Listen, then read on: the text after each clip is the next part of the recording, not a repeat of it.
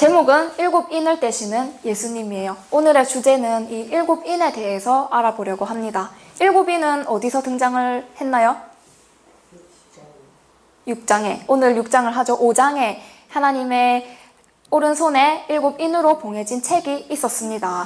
이 책이 봉해진 이유가 있겠죠. 그 이유를 우리가 앞에서부터 한번 살펴보도록 하겠습니다.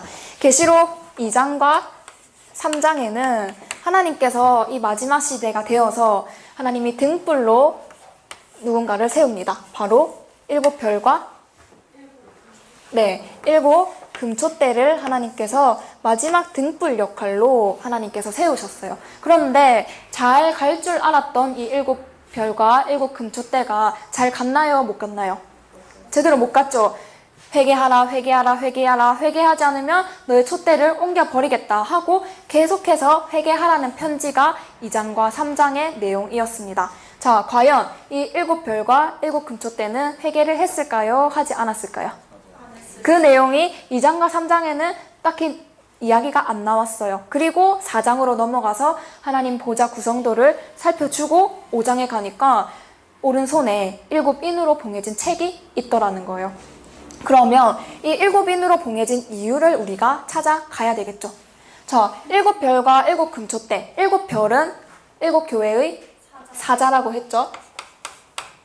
그 다음에 일곱 금촛대는 일곱 교회라고 했습니다. 자, 이 일곱 금촛대, 일곱 별의 사자들이 회개하라라고 했다는 것은 지금 제대로 가고 있으니까 회개하라 할까요? 뭔가 못하고 있으니까. 그렇죠. 첫사랑을 버리고 니골라당의 이야기 우리가 살펴보았습니다. 그러한 행위들을 통해서 예수님께서는 회개하지 않으면 촛대를 옮긴다고 했어요.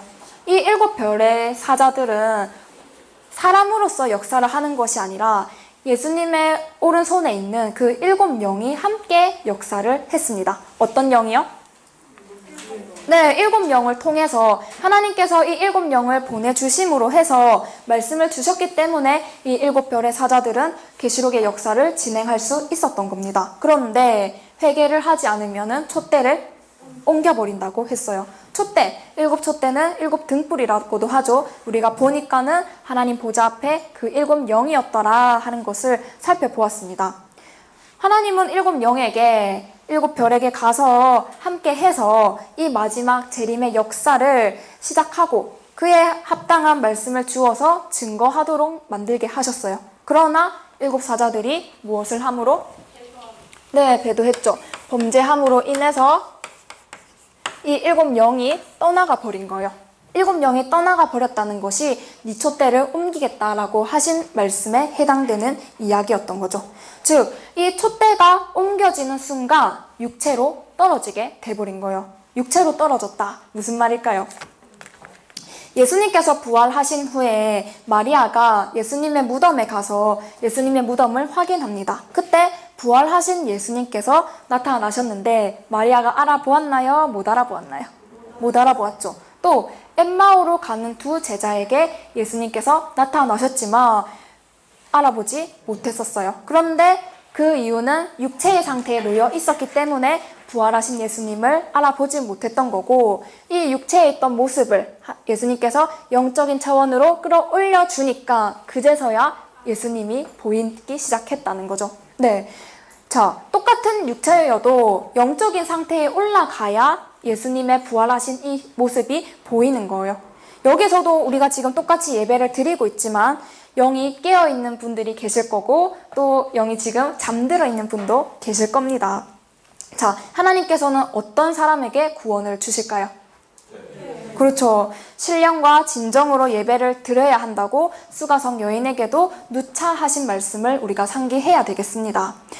그러나 우리들의 6일간의 삶을 한번 돌아보면은 아침에 마음 다르고 또 낮에 마음 다르고 저녁에 마음이 계속해서 달라집니다. 하루에도 12번도 더 바뀐다고 하죠. 우리가 12번도 더 바뀌는 이러한 모습으로 살아가고 있는데 항상 성령과 동행하면서 살아가면 좋겠지만 우리는 육체에 떨어져가지고 아둥바둥 거리면서 오늘 하루도 살아왔습니다. 12번도 더 바뀌는 이러한 우리들의 불완전한 모습이 우리도 그렇지만 이 일곱 사자라고 안 그랬을까요? 하나님께서 보내신 자이지만 하나님이 보내신 자는 하나님의 말씀을 한다고 했습니다. 요한복음 3장 34절에 보시면 그러나 지금 이 일곱 사자에게는 일곱 영이 어떻게 됐어요?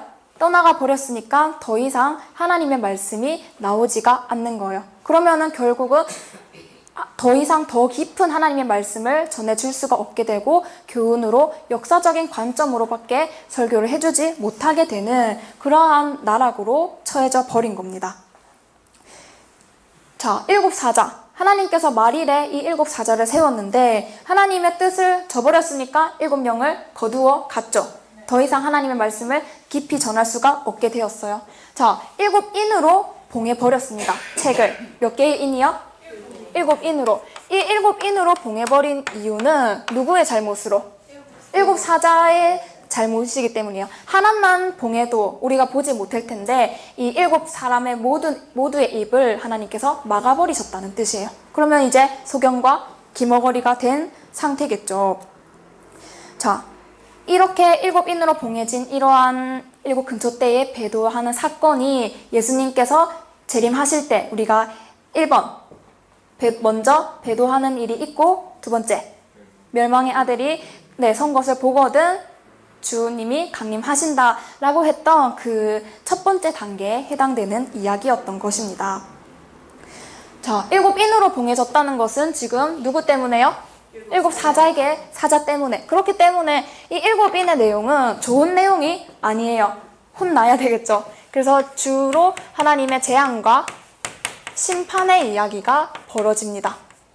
하나님의 재앙과 심판의 이야기가 주를 이루는데 대상은 모두에게 떨어지는 벌일까요? 원인 제공을 한 누구? 그렇죠. 일곱 사자와 일곱 금초대에게 내려지는 하나님의 재앙이었던 거예요. 하나님의 심판이었던 겁니다.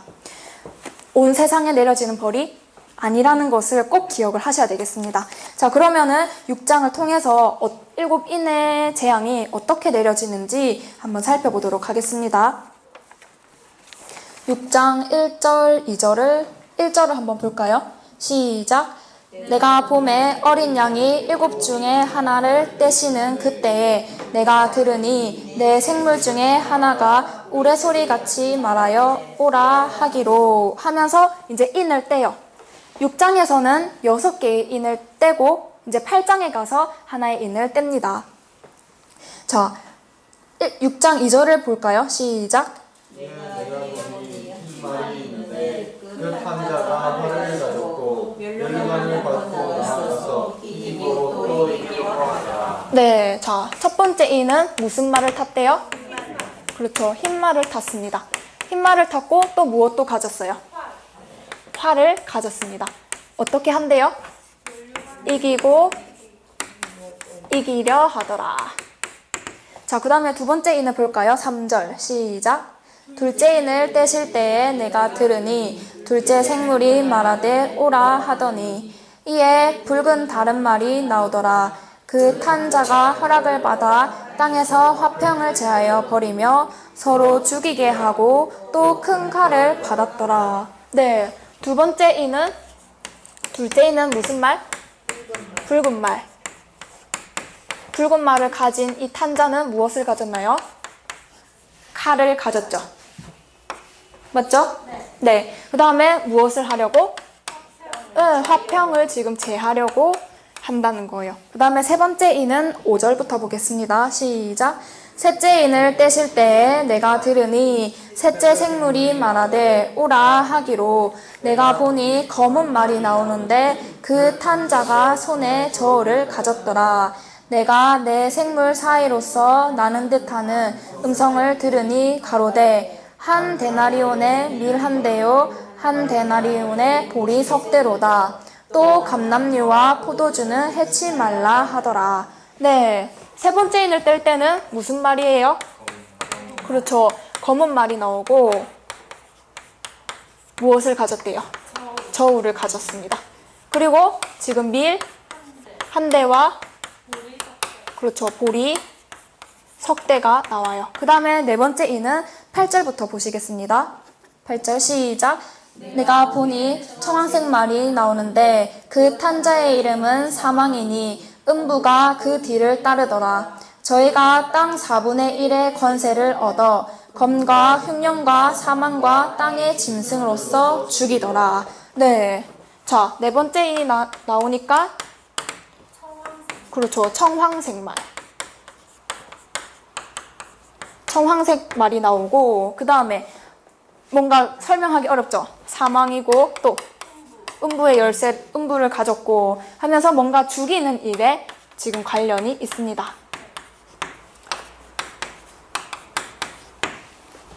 자, 여기서 우리가 먼저 볼 것은 지금 말이 몇 마리의 말이 나왔어요? 네 마리의 말이 나왔습니다. 자, 흰 말, 붉은 말, 검은 말, 또 청황색 말이 나오는데 이 말이 과연 무엇을 의미하는지 스가랴 6장 1절에서 3절의 말씀을 한번 살펴보도록 하겠습니다. 스가랴 6장입니다.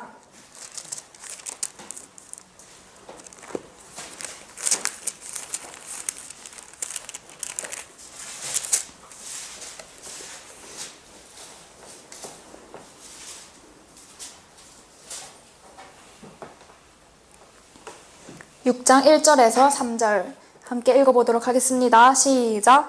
내가 또 눈을 들어본즉 내 병거가 두 산 사이에서 나왔는데 그 산은 노산이더라. 첫째 병거는 홍마들이, 둘째 병거는 흑마들이, 셋째 병거는 백마들이, 넷째 병거는 어롱지고 건장한 말들이 메었는지라. 네, 지금 말이 나오죠. 어떤 말의 색깔을 볼까요?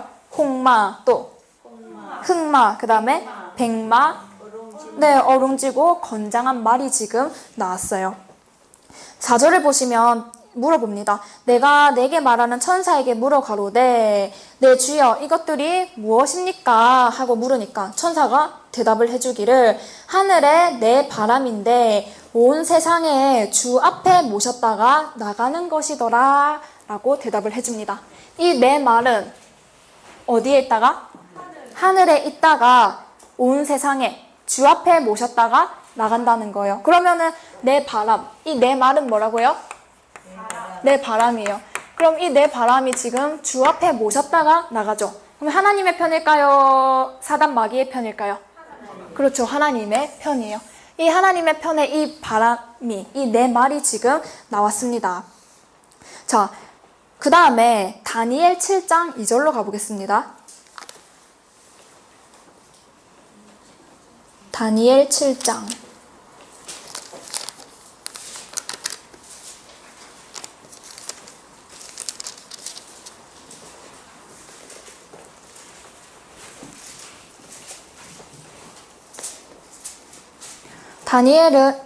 다니엘의 환상을 지금 보여주고 있죠. 다니엘 7장 2절부터 볼게요. 시작. 다니엘이 진술하여 가로되 내가 밤에 이상을 보았는데 하늘에 내 바람이 큰 바다로 몰려 불더니 큰 짐승 넷이 바다에서 나왔는데 그 모양이 각각 다르니 첫째는 사자와 같은데 독수리에 날개가 있더니 내가 볼 사이에 그 날개가 뽑혔고 또 땅에서 들려서 사람처럼 두 발로 서게 함을 입었으며 또 사람의 마음을 받았으며 다른 짐승 곧 둘째는 곰과 같은데 그것이 몸 한편을 들었고 그 입에 잇사이에는 새 갈빗대가 물렸는데 그에게 말하는 자가 있어 이르기를 일어나서 많은 고기를 먹으라 하였으며 그 후에 내가 또 본즉 다른 짐승 곧 표범과 같은 것이 있는데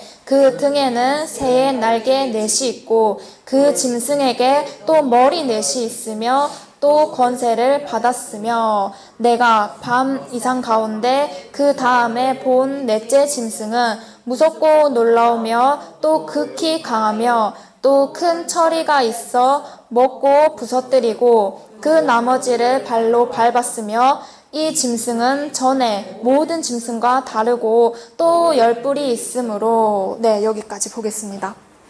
아까 스가랴에서는 내 말이 나왔습니다.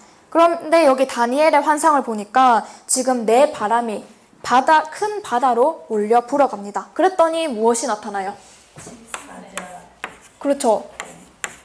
짐승 넷이 등장을 합니다. 짐승 몇이요?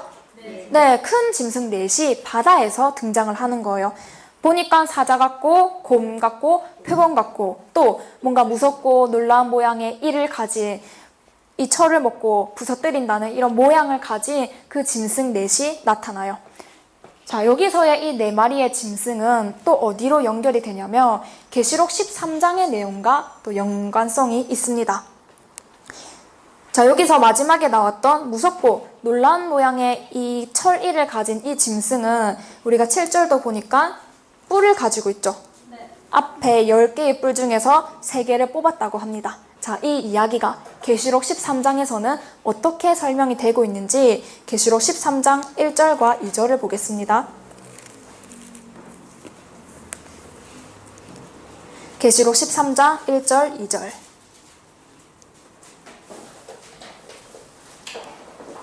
시작. 내가 보니 바다에서 한 짐승이 나오는데 뿔이 10이요 머리가 7이라. 그 뿔에는 10 면류관이 있고 그 머리에는 참남된 이름들이 있더라. 내가 본 짐승은 표범과 비슷하고 그 발은 곰의 발 같고 그 입은 사자의 입 같은데 용이 자기의 능력과 보좌와 큰 권세를 그에게 주었더라. 네, 비슷한가요? 다니엘이 보았던 그 환상과 비슷하죠. 표범 같고 곰 같고 사자 같고 또 짐승이 머리는 7이고 뿔은 10이라고 합니다. 네, 다니엘이 보았던 그 환상과 또 똑같은 모습을 이 큰 짐승 넷이 하고 있었어요. 자, 그럼 여기서 일단은 네 말이 말을 하는 것은 무엇일지 찾아봐야 되겠죠. 계시록 4장의 내용을 한번 떠올려 보십시오. 계시록 4장은 하나님의 보좌 구성도를 나타내주고 있습니다. 그 보좌 구성도에서 뭔가 4개의 존재로 구성되어지는 것이 무엇이 있었나요? 그렇죠. 네 생물. 맞아요. 이 네 말은 하늘의 네 생물하고 연결을 하시면 되겠습니다. 우리가 계시록 4장에서 네 생물에 대해서 배울 때 이 네 생물은 하늘의 야전사령관이다 라고 말씀을 드렸습니다. 즉, 네 천사장이에요. 천사장. 이 천사장이 지금 계시록 6장에도 등장하고 또 스가랴 6장에도 등장을 하고 있습니다. 이 천사장이 하는 일은 하늘의 군대로서 하나님의 명령을 수행하는 조직인데 지금 계시록 6장에 등장을 했죠. 계시록 6장에 나타나서 7인의 재앙의 심판을 내리려고 이 일을 수행하기 위해서 내려온 거예요. 자, 7인의 재앙, 7인의 이 심판을 받는 사람은 누구라고요? 원인 제공을 한 7 사자와 7 교회에게 내려지는 거라고 말씀을 드렸습니다. 자, 그렇게 재앙을 내리는데 무엇으로? 활과 칼과 저울 등등으로 이제 하는 거예요. 그러면 이 무기들이죠. 무기. 전쟁을 나가기 위한 무기들인데 계시록에 나오는 활, 칼, 저울은 실제 그 칼을 말을 하는 것이 아니겠죠. 우리가 진리의 전신갑주를 입으라 라고 하듯이 여기서의 활, 칼은 육적인 그런 무기를 말을 하는 것이 아닌 영적인 무기를 말씀을 합니다. 즉 하나님의 진리의 말씀을 상징하는 것입니다. 예수님께서 또 뭐라고 그러셨나요? 7 교회 사자에게 네가 회개하지 않으면 내 입의 검으로 너를 치겠다라고 말씀을 하셨습니다. 조폭들은 뭐가 세요? 조폭들은 주먹이 세죠. 그런데 판사나 검사는 그 말의 힘을 가지고 있습니다. 그 말의 힘을 가지고 이 말의 칼을 가지고 몇 년에 처합니다. 땅땅땅 하죠. 그런데 말만 하면 살인자들이 말로만 겁주면 겁을 낼까요? 안 낼까요? 안 내겠죠. 이 말의 무서움을 가지려면은 말을 했을 때 그 말에 대한 시행할 능력이 있나 없나가 이게 무서움으로 다가올 거예요. 말로만 회개하라 하면은 안 듣겠죠. 우리도 집에서 어머니를 무서워하나요? 아버지를 좀 더 무서워하나요? 그렇죠. 아버지에게는 회초리가 있으니까, 네, 힘이 있으니까 우리가 더 아버지의 말씀에 무서워하고 좀 더 따라가듯이 그러한 모습들을 생각하면은 지금 하나님도 계속해서 회개하라 말로만 하니까 이 7 교회 사자들이 크게 못 느끼는 거예요. 말로만 하니까. 자, 하나님의 이 지엄한 경고인데도 불구하고 느끼지 못하고 있는 겁니다. 그런데 아담은 처음에 어디에 살았어요? 에덴 동산에 살았죠. 에덴 동산에 살다가 범죄함으로 추방당했을 때 추방당하고도 몇 년을 더 살았습니까? 그렇죠. 930세를 살다가 죽었어요. 괜찮은가 보다 라고 했지만 이미 하나님은 에덴 동산에서 추방할 때부터 아담을 지옥으로 내쳤던 겁니다. 이해되시나요?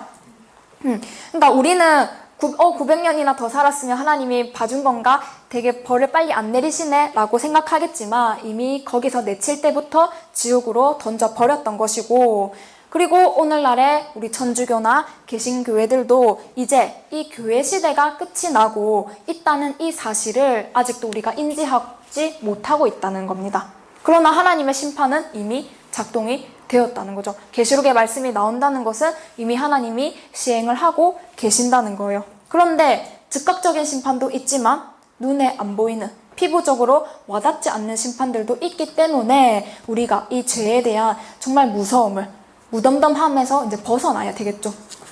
유대인들도 보시면 유대인들은 예수님을 결국 십자가에 죽여버렸습니다. 유대인들은 자기들은 이 사람 하나님의 아들 아닌데 하나님 아들이라 했으니까 우리가 처단했어, 우리가 잘했어 라고 생각하고 살았지만 몇십 년이 지나서 이 이스라엘이라는 나라가 포로가 되고 멸망이 되고 또 수많은 시간이 오면서 유대인들이 얼마나 많은 핍박과 그런 박해들을 받으면서 살아왔습니까? 그러니까 당장의 즉각적인 심판이 없다고 해서 우리가 안심하고 있을 게 아니라 이렇게 피부적으로 느끼지 못하는 그러한 죄의 엄중함 또한 우리가 더 생각을 해야 되겠습니다. 자, 이렇게 몇 번째 인까지 나왔나요? 네, 네 번째 인까지 우리가 보았습니다. 다음은 다섯 번째 인을 한번 보겠습니다. 6장으로 다시 돌아오겠습니다.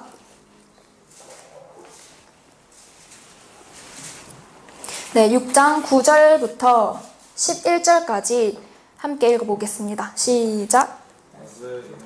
다섯째 인을 떼실 때 내가 보니 하나님의 말씀과 저희의 가진 증거를 인하여 죽임을 당한 영혼들이 제단 아래에 있어 큰 소리로 불러 가로되 거룩하고 참되신 때에 주여 땅에 거하는 자들을 심판하여 우리 피를 갚아주지 아니하시기를 어느 때까지 하시려 하니 각각 저희에게.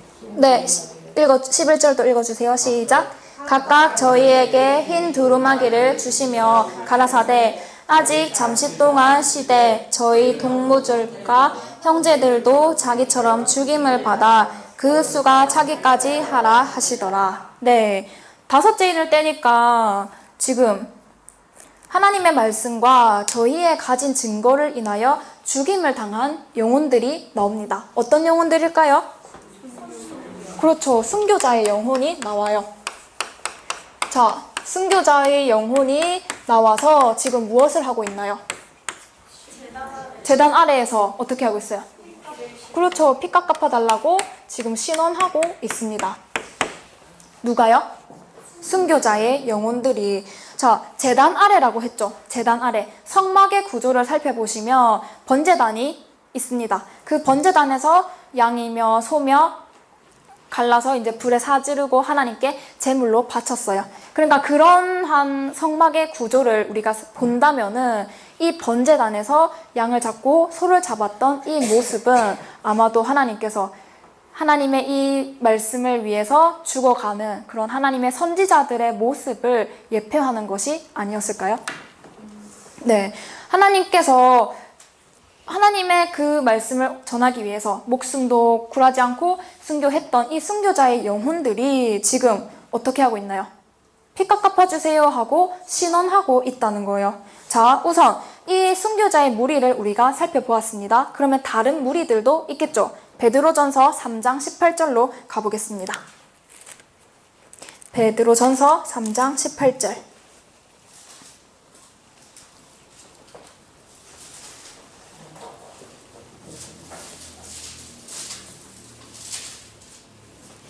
시작!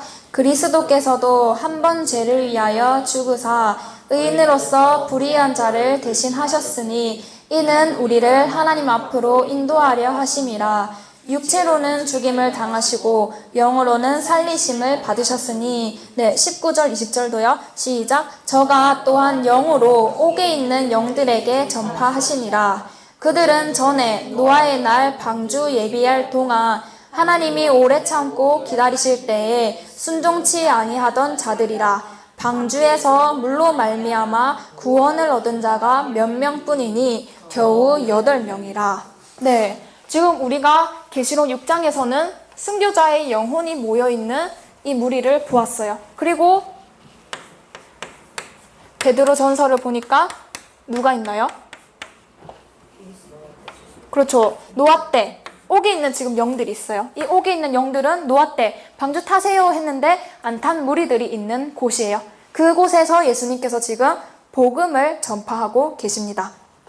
자, 이거를 통해서 말씀드리고 싶은 것은 우리 사람들도 끼리끼리의 과학이라고 합니다. 내가 나와 비슷한 사람들끼리 이렇게 모여있듯이 이 영들도 순교자의 영은 순교자의 영들끼리 모이고 옥에 있는 사람들은 이 옥에 갈 사람들은 이들끼리 모인다는 거예요. 영들도 끼리끼리인데 우리는 생각을 하죠. 죽는 순간에 하나님의 천사가 와서 내 영혼을 하나님한테로 천국으로 데려가는 거 아니야? 하고 생각을 합니다. 죽으면 바로 천국과 지옥으로 가는 거라고 우리가 그러한 사후세계를 알고 있죠. 그런데 순교자의 영혼을 보세요. 순교자의 영혼이라면 누구보다도 먼저 어디 가 있어야 돼요? 천국 가 있어야 되죠. 그런데 아직도 지금 어디 아래서? 제단 아래에서 피 깎아주세요 하고 신원하고 있다는 거예요. 지옥을 간 거는 아니에요. 그렇지만 천국을 들어간 것도 아직은 아니죠.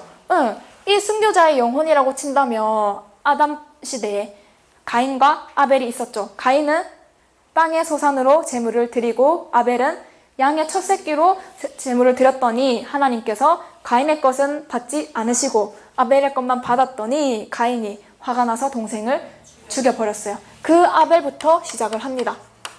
이 아벨부터 순교자를 들어가서 또 예수님 시대, 예수님 이후에는 또 얼마나 초대교회 시절에 그 분들이 그런 고난을 받으면서 죽어갔습니까?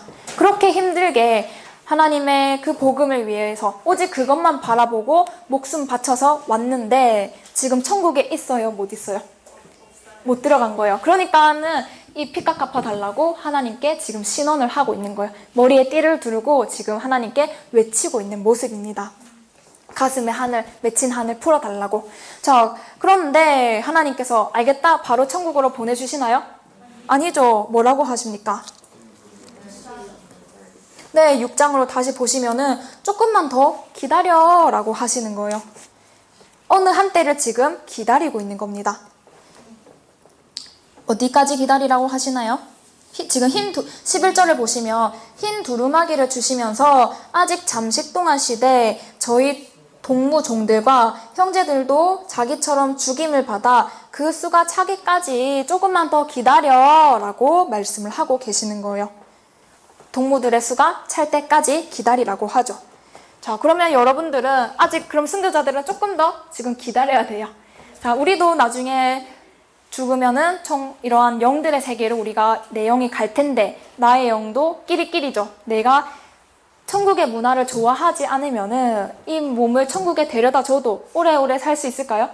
못 살아요. 그렇기 때문에 이 교회 생활은 천국에 갔을 때 잘 살 수 있도록 내 정신과 나의 행동, 나의 생각들을 천국의 삶과 맞추어주는 그러한 곳인 거예요. 교회는 문화생활하러 오고 친목을 다지러 오는 것이 아니라 천국에 갔을 때 그 천국에서 제대로 적응하여서 잘 살 수 있도록 해주는 것이 무슨 생활이요? 교회 생활이라는 것을 생각하시면서 나는 어느 무리에 내 영이 들어갈지도 좀 더 진지하게 이 시간 생각해 볼 수 있었으면 좋겠습니다. 사후세계는 분명히 존재합니다.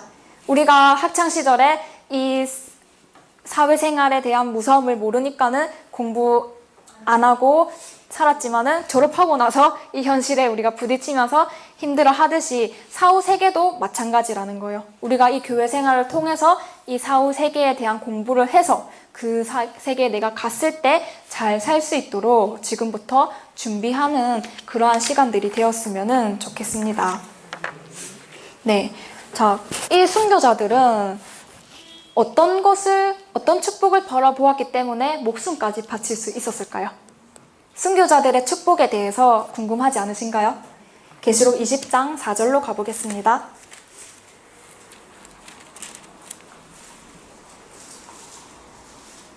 계시록 20장 4절, 5절 보겠습니다. 시작! 또 내가 보자들을 보니 거기 앉은 자들이 있어 심판하는 권세를 받았더라. 또 내가 보니 예수의 증거와 하나님의 말씀을 인하여 목배임을 받은 자의 영혼들과 또 짐승과 그의 우상에게 경배하지도 아니하고 이마와 손에 그의 표를 받지도 아니한 자들이 살아서 그리스도로 더불어 1000년 동안 왕노릇하니 그 나머지 죽은 자들은 그 1000년이 차기까지 살지 못하더라. 이는 첫째 부활이라. 네, 이 순교자의 영혼들에게 주어지는 이 복은 예수님과 함께 몇 년 동안? 그렇죠. 1000년 동안 왕노릇하는 축복이 주어진다는 거예요. 그런데 임기가 1000년으로 끝나는 것이 아니라 계시록 22장을 보면은 영원히 세세토록이라는 말이 있습니다.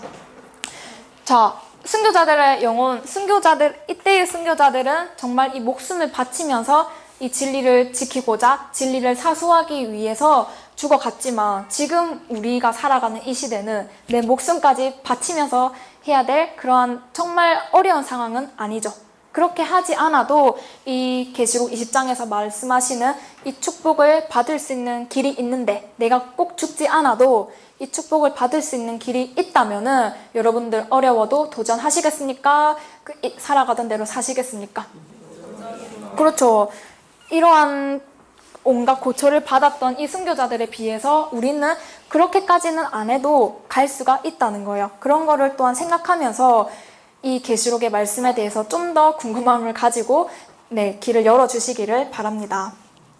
자, 이렇게 해서 5번째 인이 떼어졌습니다. 이제 몇 번째 인이 남았나요? 6번째 인이 남았죠. 6장 12절에서 17절까지 한 목소리로 읽어보시겠습니다.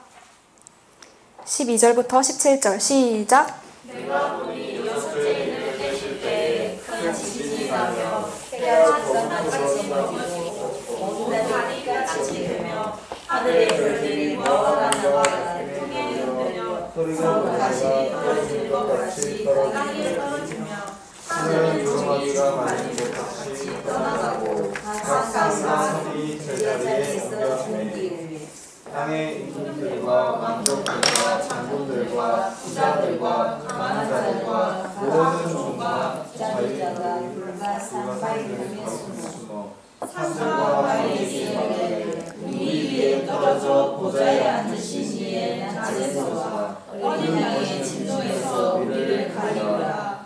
그들의 진노의 큰 날이 이르렀으니 누가 들으시리요 하더라. 네, 6번째 인이 떼어지니까 큰 지진이 난대요. 그리고 또 태양은 어떻게 된대요? 검어지고 달은 붉어지고 그 다음에 별들도 지금 떨어지고 있고 하늘은 종이축 날리듯이 날아가고 있어요.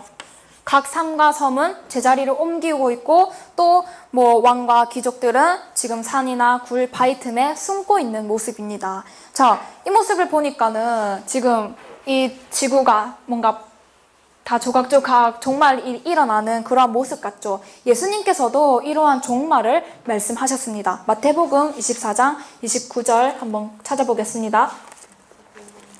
마태복음 24장 29절.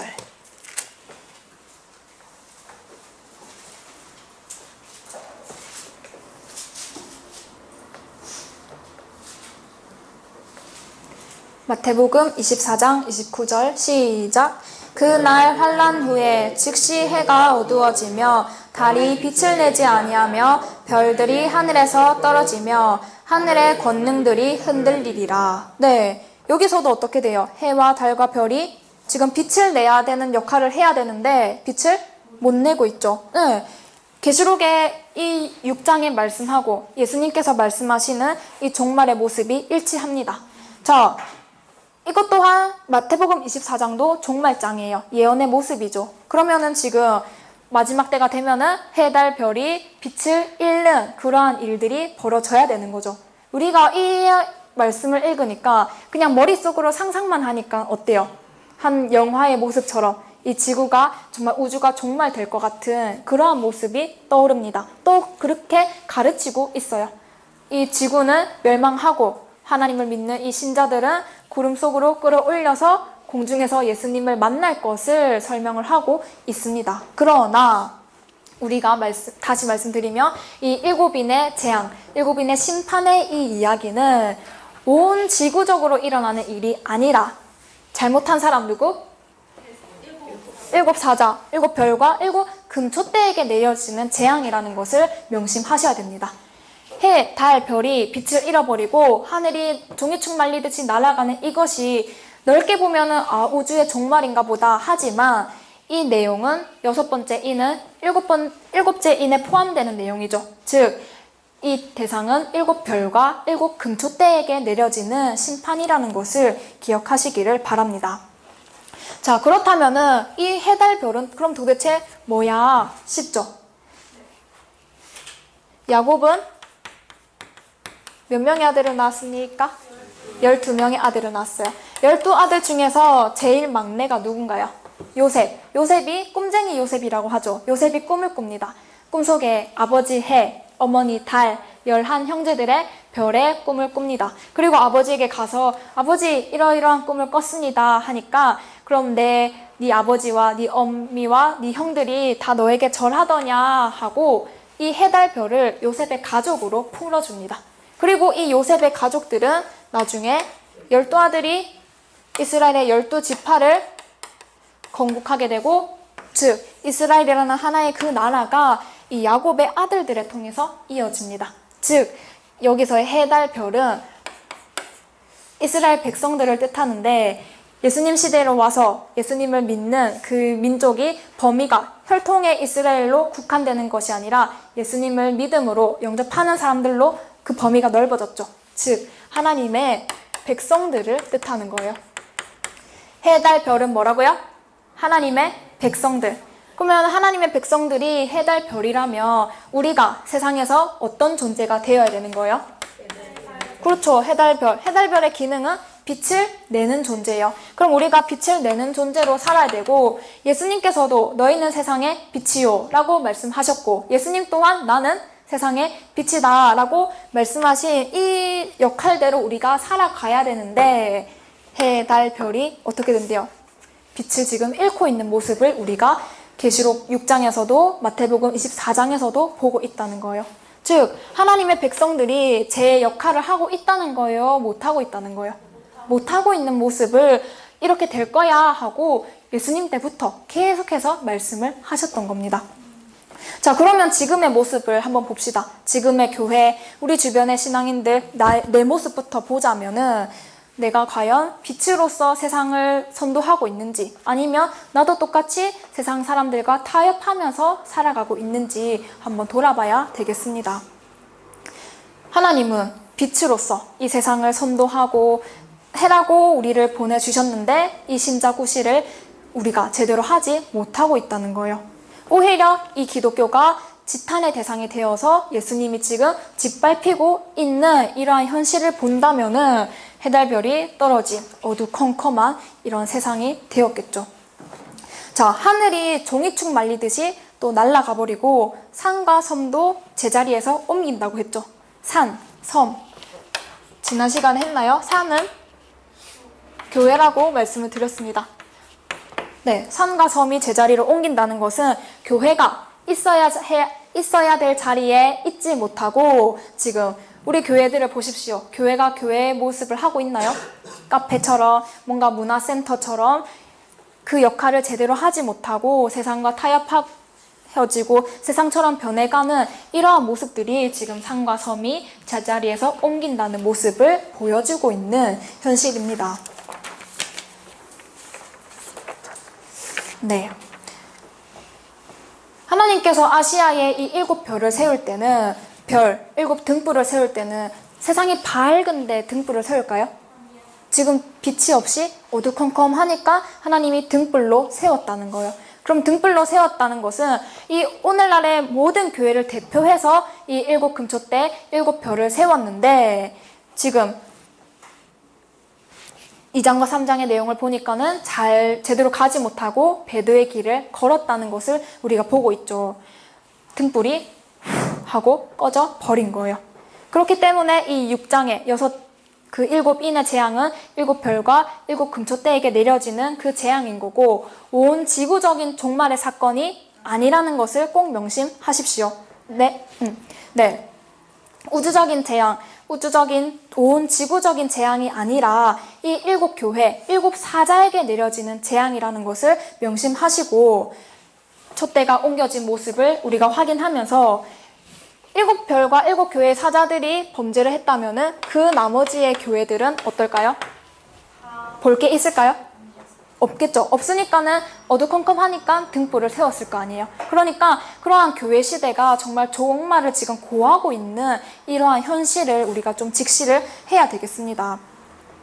왕과 귀족과 장군들이 숨어버렸죠. 산과 굴과 바위 틈으로 숨어버린 이 왕, 귀족들은 지도자층을 말씀을 합니다. 이스라엘 시대라면은 율법사들, 대제사장들을 말씀하는 것일 테고, 오늘날로 치면은 교회의 목사님들, 장로님들, 그런 부목사들, 이러한 지도층을 생각하시면 되겠죠. 즉, 숨는다는 것은 지도자가 백성들을 이끌어야 되잖아요. 그런데 숨는다는 것은 자기 살 길 찾으려고 숨어 지금 다니는 거예요. 산은 교회라고 했습니다. 이미 새 속에 찌들어 있는 그런 교회를 표현하는 거고, 굴은 빛이 없는 곳이죠. 네, 진리의 빛이 들어가지 않는 그런 조직체를 이야기하는 거예요. 바위도 새 속에 찌든 그런 지도자를 이야기하는 것이고, 이러한 7사자들을 통해서 7인의 재앙이 이제 시작이 되었고, 그런 고통 중에 다들 숨어버리는 겁니다. 이것이 예수님 재림할 때 일어나는 첫 번째 배도하는 일이 이렇게 이제 진행이 되고 있고, 다시 한 번 더 말씀드리면 이러한 일은 온 지구적으로 일어나는 그러한 재앙이 아니라는 거, 잘못을 저지른 7교회와 7별에게 내려지는 그 심판이라는 것을 꼭 명심하시고, 다음 이야기들도 우리가 기다려 봐야 되겠죠. 자, 아브라함으로부터 세례요한 때까지 율법과 선지자는 세례요한까지요 라고 말씀을 하셨습니다. 아브라함으로부터 세례요한의 출현으로 하나님은 구약시대의 종말을 예고하셨어요. 그리고 세례요한 이후 예수님으로부터 시작했던 이 교회 시대가 2000년 동안 흘러와서 지금 7별과 7금초대의 사자의 이 재앙을 통해서 2000년 동안 흘러왔던 이 교회 시대를, 이 구원 역사 프로그램을 종말시키고 이제 또 새로운 구원 역사를 열어가신다는 거예요. 네, 여기까지 이야기는 이 2000년간 왔던 이 교회 시대가 이제 종말을 고하는 그러한 사건이라는 것을 명심하시고, 그러면 종말은, 끝은 또 다른 시작이라고 하죠. 하나님께서는 계속해서 우리 백성들 살려내셔야 될 거 아니에요. 그러니까는 여기서 이들로 끝나지만 또 다른 역사로 하나님께서 구원의 역사를 또 이루어 가신다는 것을 우리가 명심하면서, 이제 2018년이 또 며칠 남지 않았습니다. 2019년이 다가오고 있는데, 우리가 살아가고 있는 이 시간들이 하나님의 예언과 성취 속에서 우리가 오늘 하루하루 살아가고 있다는 것을 명심하시면서, 이 성경책은 절대로 죽은 책이 아닙니다. 살아 숨쉬는 책이고, 내가 하나님의 예언의 현장 속에, 그 성취의 현장 속에 살아가고 있다는 이 사실을 인식하시면서, 오늘은 어제보다는 좀 더 다른 삶을 살아야지, 내일은 오늘보다 더 나은 삶을 살아야지 하는 마음으로 다가오는 2019년도도 제대로 맞이해서 좀 더 새해의 다짐을 제대로 하고, 이 계시록의 시대가 어떻게 또 흘러가는지 하나님의 역사에 발맞추어서 동참할 수 있는 저와 여러분들이 되기를 축원드립니다. 네.